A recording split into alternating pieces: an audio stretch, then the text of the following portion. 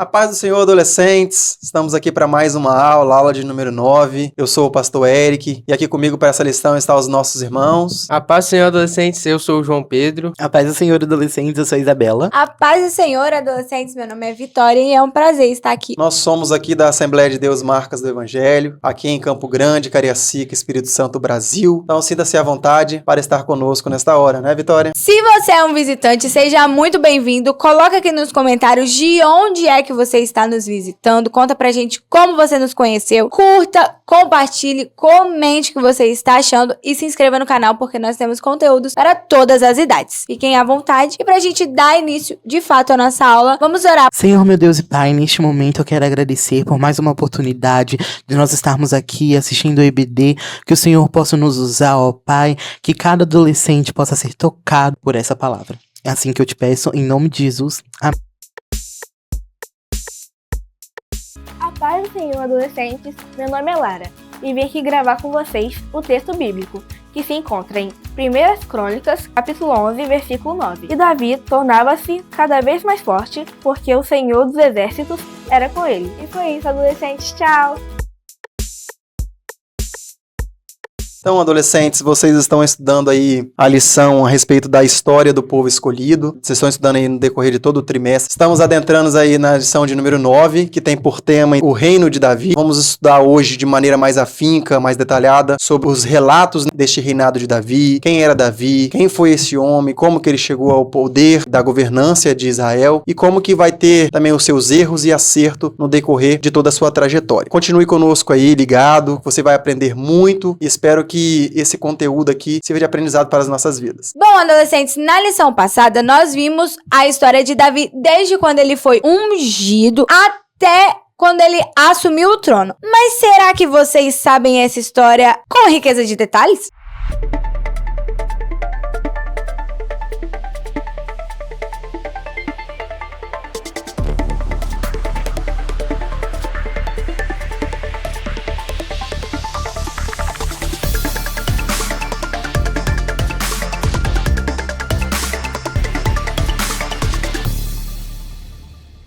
A paz do Senhor, adolescentes, eu me chamo Rian e estamos aqui para mais um Você Sabia? E hoje vamos falar um pouquinho mais sobre o nosso querido Rei Davi. É fato que Davi conquistou muitas coisas e a Bíblia nos conta sobre essas conquistas. A história de Davi, segundo a Bíblia, é a de um pastor que se tornou um guerreiro, um rei e um homem segundo o coração de Deus. Ele é famoso por ter matado o gigante Golias com uma pedra e uma funda, pela sua fé em Deus que o guiou em sua vida. Davi também compôs salmos, que são considerados partes importantes da literatura religiosa judaica e cristã. Mas a pergunta que fica é: você sabe realmente aonde ele nasceu? Davi nasceu em Belém, que é território da tribo de Judá. Ele cresceu nessa cidade, que ficava a 10 quilômetros de distância de Jerusalém, que é a cidade dos seus bisavós, Boaz e Ruth. Davi, ele era o 8º filho de Jessé. Ele passava boa parte do tempo cuidando do rebanho de ovelhas, o que o tornou um homem forte e habilidoso com a funda. Quando Saul morre, esse que foi o primeiro rei da história de Israel, foi Davi que reinou sobre Judá por cerca de 7 anos e meio. Nesse período, Davi foi conquistando o apoio e a confiança dos demais líderes de Israel, inclusive dos antigos apoiadores de Saul. Por fim, Davi foi constituído rei sobre todas as tribos de Israel. Então, assim, Davi fundou uma dinastia, que é uma série de reis ou soberanos de uma mesma família que sucedem o trono. E essa dinastia permaneceu no poder por 425 anos aproximadamente. E esse, adolescentes, foi o nosso Você Sabia? Espero que vocês tenham aprendido mais sobre o nosso querido rei Davi. Tchau!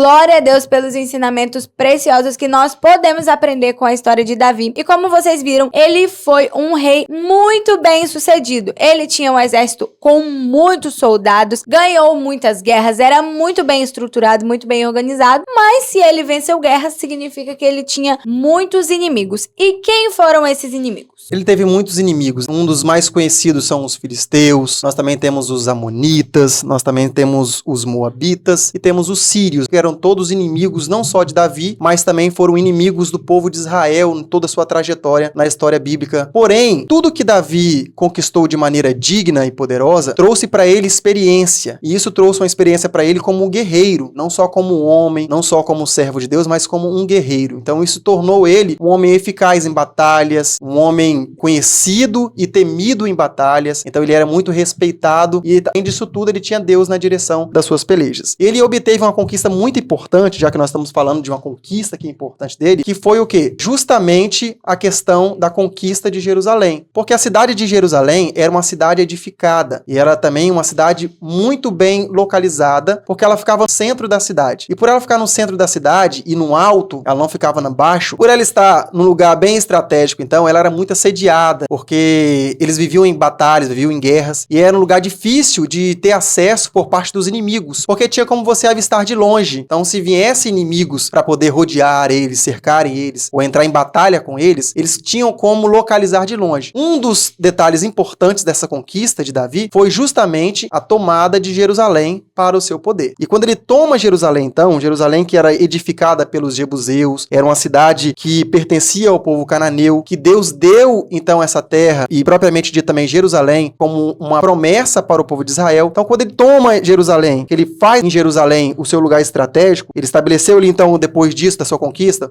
o seu palácio ali, que também em algumas passagens bíblicas nós vamos ver Jerusalém sendo conhecido como Salém. É um nome diferente, mas denomina o mesmo lugar. Então, tanto Salém quanto Jerusalém pertencem ao mesmo lugar. Se você pegar e ler lá Gênesis capítulo 14, verso 18, vai relatar esses nomes aí. Ele obteve essa conquista muito importante, tornou não só um homem temido, mas um homem experiente, um homem de batalha, e que teve essa conquista de Jerusalém. Bom, depois da conquista de Jerusalém, Davi, ele foi vendo que tinham coisas a serem acertadas, acerta uma coisa aqui, outra ali. Ele viu que tinha uma coisa faltando em Jerusalém. E nós vamos caminhar na história para descobrir o que estava faltando.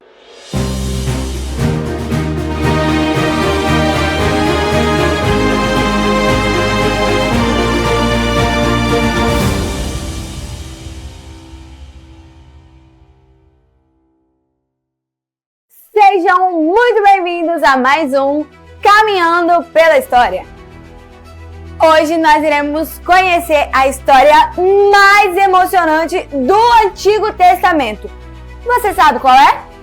Coloque aqui embaixo. Hoje nós iremos aprender um pouco sobre a Arca da Aliança e como ela foi levada para Jerusalém pelo rei Davi. Então, vamos embora. Imaginem um baú. Mas não qualquer baú. Era um baú feito de madeira e todo coberto de ouro. E ouro puro, tá? Essa era a Arca da Aliança, o símbolo da presença de Deus entre o povo de Israel. Dentro dela estavam as tábuas dos 10 mandamentos, um pote com maná e o cajado de Arão. Deus, ele deu instruções completamente detalhadas para a construção da arca. Ela ficava no lugar mais sagrado, primeiro no tabernáculo e depois no templo de Jerusalém. Davi, ele foi um rei incrível. Além de guerreiro e adorador, ele fez algo grandioso. Ele estabeleceu Jerusalém como a capital do trono de Israel e uniu todas as tribos formando uma única nação. Mas ele queria mais. Ele gostaria que a adoração a Deus fosse concentrada ali na capital. E para isso ele tomou uma decisão: trazer a arca para Jerusalém!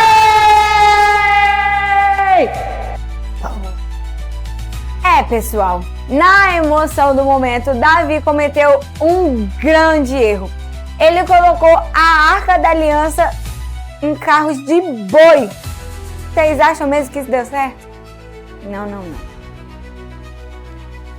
O Senhor havia ordenado e dado todas as instruções de como a arca deveria ser transportada. E o certo seria nos ombros dos sacerdotes, segundo o que está escrito lá em 1 Crônicas 15, versículo 2. Durante o trajeto, a arca quase caiu no chão. E na tentativa de ajudar a não deixar a arca cair, Uzá colocou a mão, mas na hora que ele colocou a mão para segurar, ele morreu imediatamente. Aquele foi um momento de muita tristeza. A comitiva inteira parou. E a Arca da Aliança ficou por 3 meses na casa de Obed-Edom. E sabem o que aconteceu? Deus abençoou eles grandemente durante esses 3 meses. Davi entendeu que adorar a Deus exige muita obediência e atenção a todos os detalhes. E dessa vez ele se preparou, separou os levitas, organizou os louvores, fez uma comitiva linda, trouxe os músicos e agora os sacerdotes carregaram a arca nos ombros exatamente como Deus havia ordenado. Foi uma festa gloriosa. Davi ofereceu sacrifícios ao Senhor, dançou com alegria, louvou com o povo e finalmente a arca chegou em Jerusalém e foi colocada em uma tenda toda especial que Davi havia preparado para ela. Jerusalém agora não era só a capital política, era também o centro de adoração a Deus. Essa história ensina para você e para mim que os nossos atos de adoração importam e que fazer as coisas do nosso jeito podem trazer consequências gravíssimas e até a morte. Mas quando obedecemos, Deus nos abençoa. E aí, como está a sua adoração? Você tem buscado fazer as coisas da forma com que o Senhor ordenou?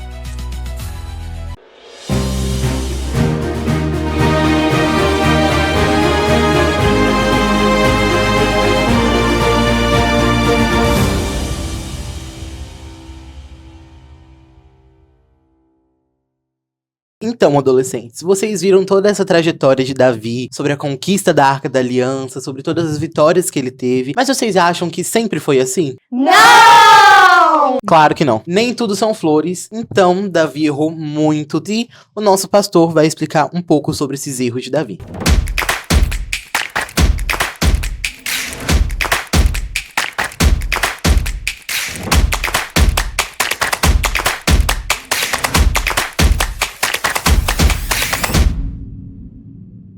Deus nunca deixa seu povo pecar com sucesso. Deus é o grande frustrador do pecado do seu povo. Davi erra porque fica ocioso, erra porque não vigia seu coração, erra porque quebra a lei de Deus, porque se deixa seduzir pela concupiscência dos olhos. Ele acaba possuindo aquela mulher e depois causa a morte do seu marido de forma intencional. E as consequências do pecado fez sua filha mais tarde ser estuprada pelo próprio irmão, fez o outro irmão matar seu filho e depois ele ficou muitos anos sem ver Absalão. Ou seja, a espada nunca se afastou da casa de Davi por causa de seus pecados. Davi é um tipo de Jesus, ele é o homem segundo o coração de Deus. Mas esse pecado condenou a sua família à divisão, aos adultérios e aos problemas que depois vieram, porque o que ele fez desonrou a Deus e Deus ficou muito chateado e por isso ele e sua família colheram consequências ruins. Que Deus nos guarde da concupiscência dos olhos, que Deus nos livre dos desejos fortuitos da vida. Que a consciência da carne, que a luxúria, que a impureza não nos domine. Paulo diz a Timóteo, foge dos desejos da mocidade. Então que possamos fugir, sair disso, evitar isso, para que nós também não venhamos cair. Deus abençoe vocês.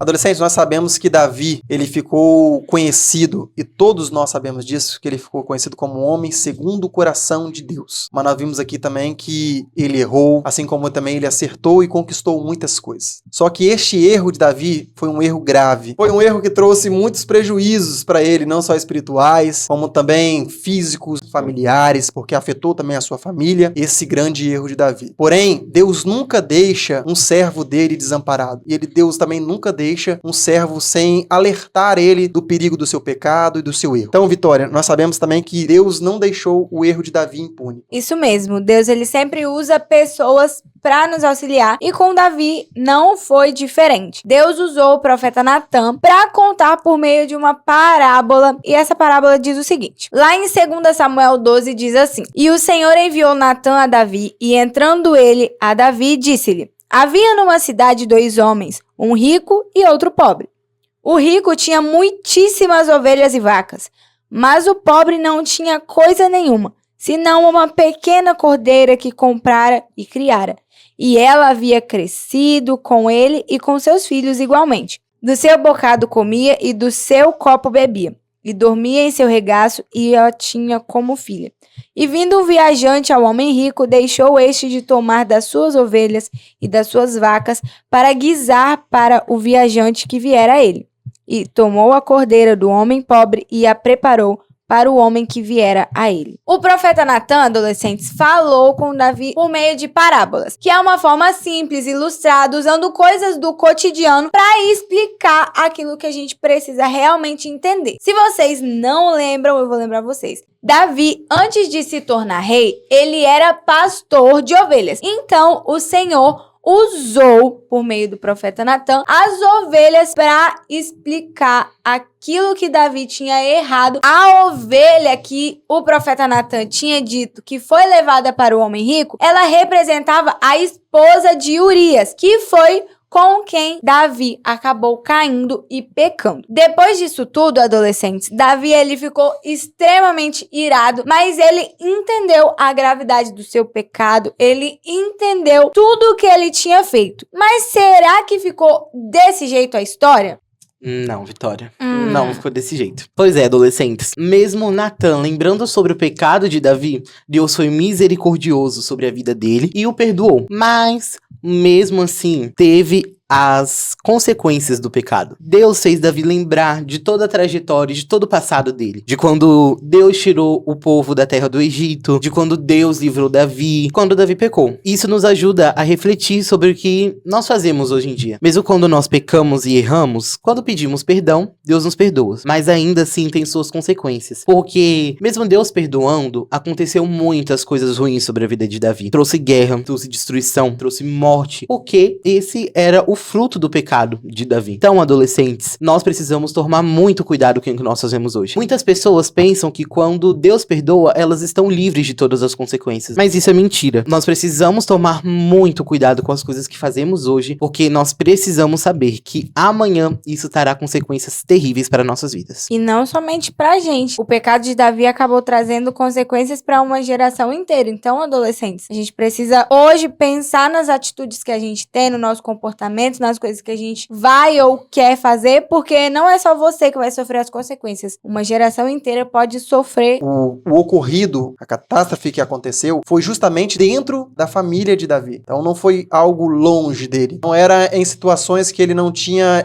o amor dele, mas foi algo que ele tinha todo o apego, todo o amor, todo o carinho que foi dentro da família dele. E a Vitória trouxe uma parábola que Natan contou para ele, mostrando para ele o entendimento, mas um ponto de vista importante para nós entendermos é que ele não só ficou omitido perante essa história contada, perante essa parábola que Natan contou para ele. Ele teve um posicionamento. Qual foi o posicionamento então de Davi perante essa parábola que Natan conta para ele, João? O posicionamento de Davi é o que nós também devemos ter, de aceitar aceitar as consequências do nosso erro, do nosso pecado. Porque Davi, ele não fugiu, ele não se escondeu, ele simplesmente aceitou que ele tinha errado, que ele tinha pecado contra Deus. É interessante também o que nós vemos dentro do texto. Davi, ele não tinha noção do seu pecado. Davi estava cego pelo pecado, tanto que Deus teve que usar o profeta Natã para abrir os olhos de Davi. Mesmo Davi sendo considerado o homem segundo o coração de Deus, o pecado tinha cegado os olhos dele. E mesmo após o profeta Natã tendo abrido seus olhos para perceber o seu erro, tanto que Davi reconheceu que ele tinha errado, ainda tinha as consequências do pecado. E o preço do pecado de Davi foi a morte do filho que ele teve com Betseba. Isso afligiu Davi. Nós podemos ver no texto, mais especificamente no versículo 16, onde diz que Davi orava e jejuava e se prostrava na terra, buscando um alívio, misericórdia de Deus. O texto não está querendo dizer que Deus não tem misericórdia. Não, Deus tem. Tanto que Deus não matou Davi, mas Deus teve misericórdia de Davi. Essa consequência que Davi passa da perda do menino é porque o menino que ele gerou, que Betseba gerou, foi um fruto que foi gerado no pecado. E Deus não se agrada do que é gerado no pecado. Mas você também relatou a respeito de misericórdia. E a Bíblia nos relata que todo aquele que peça os seus pecados e abandona, Deus usa de misericórdia para com ele. E Davi, quando ele reconheceu que era ele falou assim: este homem sou eu, Natã. Então ele não se escondeu. A Bíblia também, em nenhum momento, ela vai esconder essa questão de que Davi, ele se posicionou e ele relatou que realmente aquele homem era ele. Não está escondido atrás de cortinas, não está escondido atrás de interpretações falsas. Ele foi enfático, ele foi decisivo ali no seu posicionamento, falando que era ele, e ele se arrependeu. E Deus, como é misericordioso, Deus usa então, com a sua misericórdia, e concede uma nova oportunidade a Davi. Qual é a oportunidade? Tudo aquilo que ele errou anteriormente, porque Betseba já tinha o seu esposo, agora Deus deu para ele uma nova oportunidade. Agora ele pôde se consertar, Betseba agora se tornou a sua esposa, então agora estava tudo certo, tudo correto, houve o arrependimento, o Senhor perdoou ele. E qual foi a bondade e a misericórdia então de Deus para com Davi? Deus permitiu que ele gerasse novamente um outro filho com Betseba. E esse menino se chama justamente como?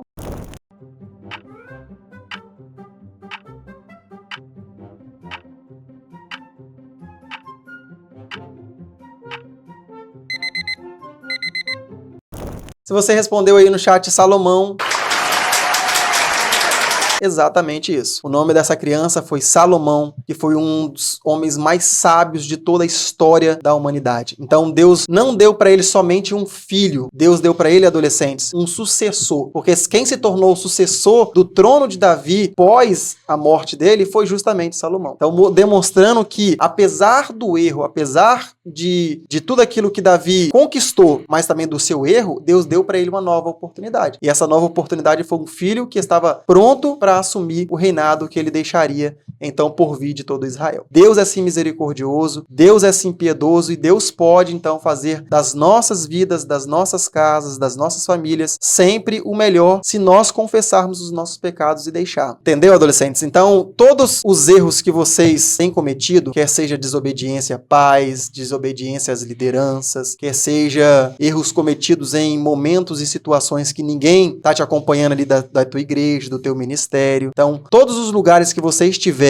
que você errou, lembre-se, é necessário você se arrepender, confessar para que Deus possa perdoar os seus pecados e para que Ele possa usar de misericórdia, não só para com você, mas para com as nossas vidas. Adolescentes, essa história, essa parte da vida de Davi, ela nos ensina muito. Ela nos mostra que nós não somos perfeitos, a gente pode correr o risco sim de cair, de errar, de pecar, mas a gente não pode ficar ali se lamentando. Ai, eu errei, não tem mais conserto pra mim, sei lá o quê. Não é assim. Se você errou, você precisa reconhecer o seu erro, se arrepender e deixar isso. O Senhor, Ele tem uma nova oportunidade da mesma forma com que Ele deu uma nova oportunidade para Davi. Ele tem uma nova oportunidade todos os dias para mim, para você. E agora, chegou o nosso momento tão especial. Momento de honrar a Deus com as nossas finanças. E eu quero te convidar a não fazer isso com pesar, mas com coração alegre, reconhecendo todas as benesses que Deus tem nos feito. Abaixo temos a nossa conta bancária e o nosso Pix.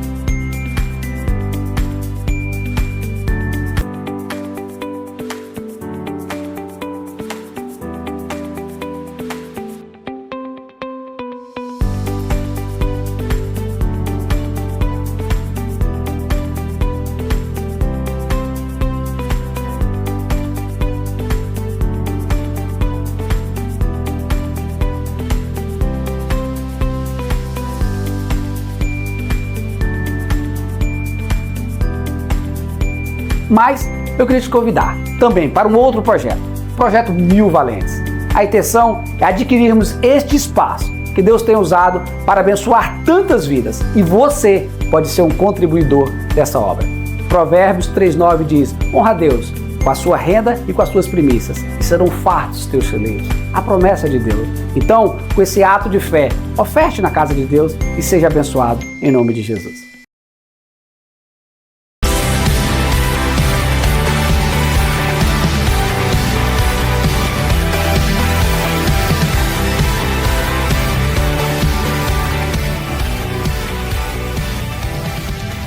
A paz do Senhor, adolescentes, eu sou o Daniel e vim fazer o quiz, então espero que vocês tenham prestado atenção na aula para responder tudo certinho.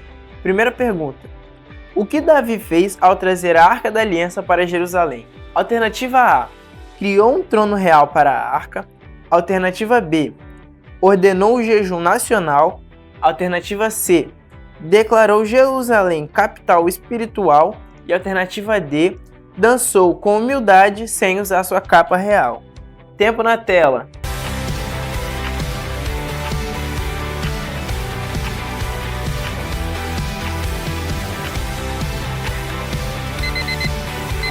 E adolescentes, o tempo acabou. E a alternativa certa é alternativa D. Davi dançou com humildade e sem usar a sua capa real. Qual consequência imediata Davi enfrentou após o pecado com Betseba?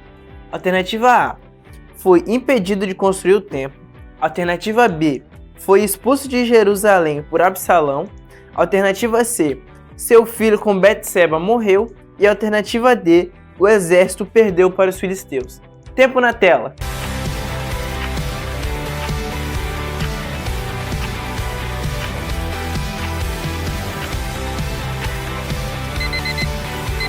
E adolescentes, o nosso tempo acabou. E a alternativa certa é a alternativa C: seu filho com Betseba morreu. Terceira pergunta: como Davi reagiu ao confronto do profeta Natã? Alternativa A: justificou dizendo que era rei. Alternativa B: reconheceu o erro e escreveu o Salmo 51. Alternativa C: mandou prender o profeta. E alternativa D: negou tudo que o profeta disse. Tempo na tela.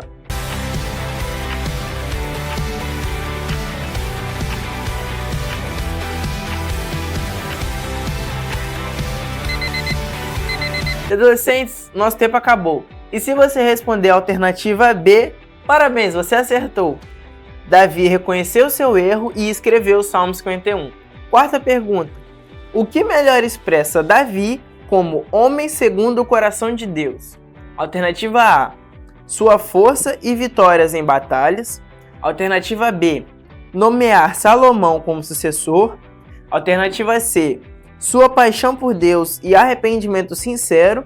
E alternativa D: a unificação política das tribos. Tempo na tela.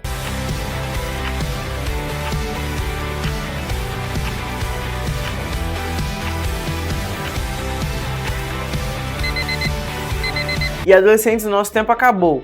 E se você responder a alternativa A, sua força e vitórias em batalhas, você errou. Porque a alternativa certa é a alternativa C: sua paixão por Deus e arrependimento sincero. Tchau, adolescentes, vamos voltar para o final da aula.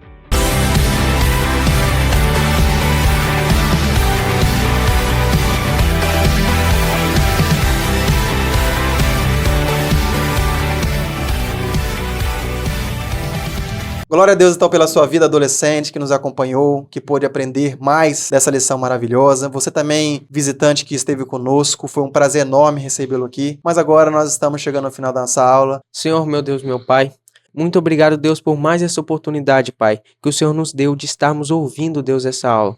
Seja com cada pessoa, Deus, que ouviu essa aula, Pai, até agora, Pai. Que o Senhor, Deus, possa estar com cada pessoa aonde ela esteja, Pai. Que nós possamos botar em prática, Deus, o que nós aprendemos aqui. E que cada dia, Pai, o Senhor possa se fazer presente em nossas vidas. Em nome de Jesus, amém. Tchau! Tchau! Pois corta isso, tá, gente? Corta isso, tá, gente? Ei, corta aí. Foi um erro que trouxe muito. Foi um erro que trouxe. Trouxe. Foi um erro que trouxe muita E sabem o que aconteceu? Jesus abençoou. Não é pra mim. Se eu fizer isso, eu vou ser. Nós vemos então. Não tem que parar de falar esse né? Não, calma. Fica parada.